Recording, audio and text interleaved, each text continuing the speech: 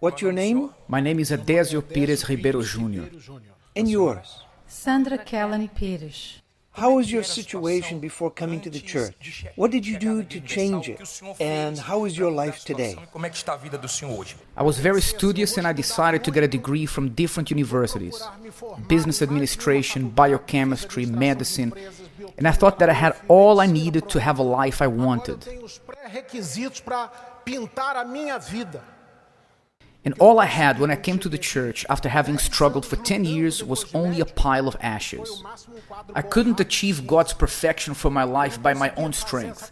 At times I managed the hospital, then a team leader in intensive therapy, and still sometimes I had no money. Horas eu era chefe de equipe em terapia intensiva e horas eu me encontrava sem crédito. There were moments I could afford to buy a car for my driver to drive me around. But when I came to the church, I was driving a small Corsa with a broken windscreen. I couldn't afford to fix it, and had to fire my driver and return his car.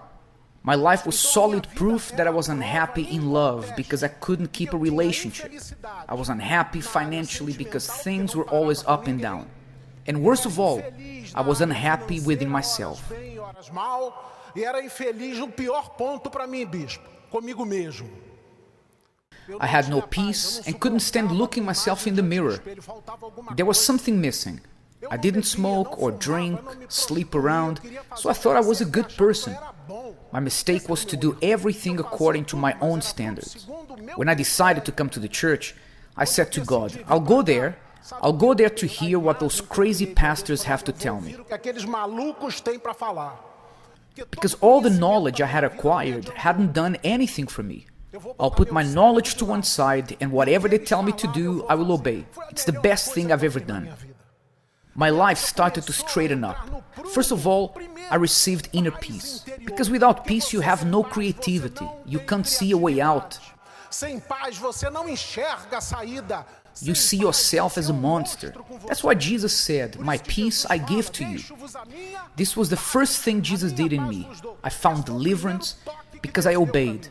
A libertação que eu encontrei acendeu uma luz e Deus começou porque eu permiti. I was in Haran with loads of titles, doctor, cardiologist, specializing in many areas, but all that was to no avail. E para mim mesmo não adiantava nada. But there was no benefit in any of those titles. That's how I came to the church. When I started to listen to these so-called crazy men on the altar, and I'm saying this with respect, just for people to understand what I used to think of them. I had many diplomas, but I was ignorant. Eu tinha títulos, mas eu era ignorante. But when I started listening to these men, left Haran to Mike Canahan, God has been making the difference in our life. God gave me a wonderful wife. We support each other lovingly. Companheira, ajudadora, suporta ao outro, suportamos em amor. Everything changed. We've been in this walk of faith for 19 years. I obey and don't question anything. When the pastors speak from the altar, to me, it's a joyous opportunity. Para mim é oportunidade alegre. The campaign of Israel, to me, it's a joyous opportunity. It's like a step up in your life, breaking out from your comfort zone. This has been our life. My wife will tell you now what she used to do before to calm me down. Que a minha esposa vai falar agora. Como é que você fazia para eu ficar mais tranquilo?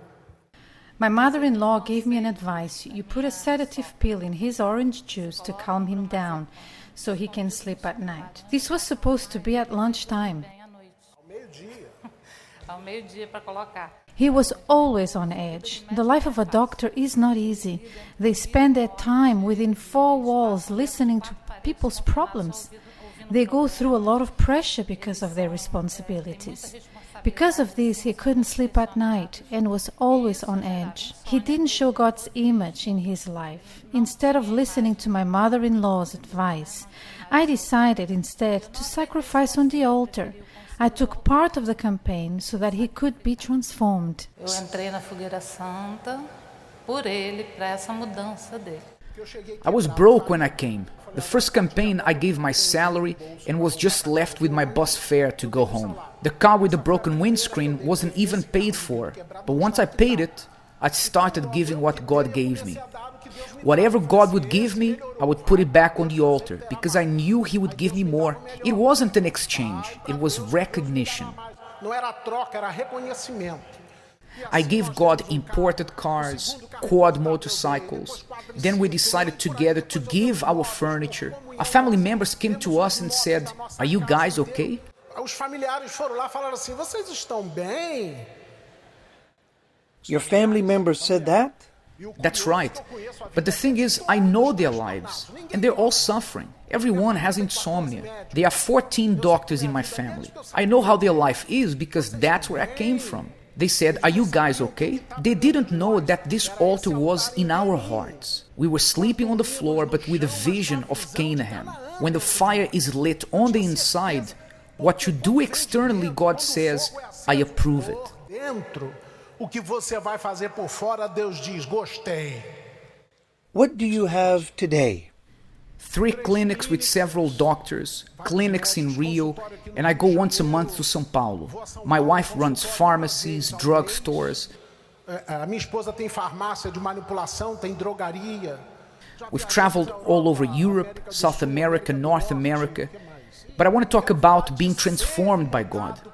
Imagine, Bishop, people pay to come and see me and they say, "I came to see you, doctor, because I was told that just by speaking to you, I will leave here feeling better."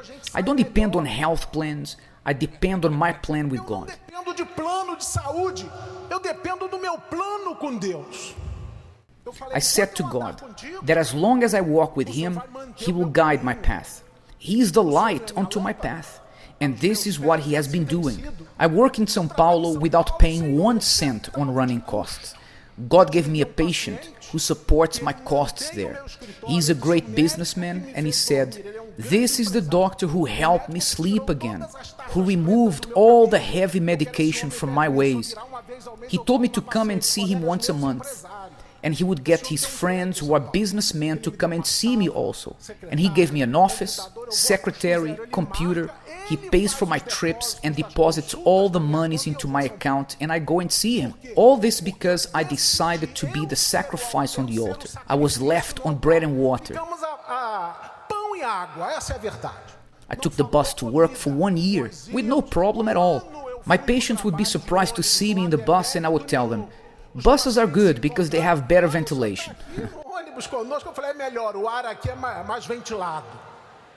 They would ask for me when I no longer took the bus, and I would tell them that God had given me a new car. During the recession, we didn't depend on other businesses or anybody. Foi sendo construída. Nessa crise, os nossos negócios, nós não temos convênio com nada, com ninguém. Our partnership is exclusive with the altar. What we read, we live and practice, and it happens in our life. Our patients are like our children, but our testimony is night and day. I'm not saying this so people think I am good, but the Holy Spirit that I received in my life, He is good and has done what is good in our path. Eu acatei na minha vida, o que eu chamei para minha vida, que é o Espírito Santo de Deus, esse é bom. E tem feito bom o nosso caminho. Parabéns.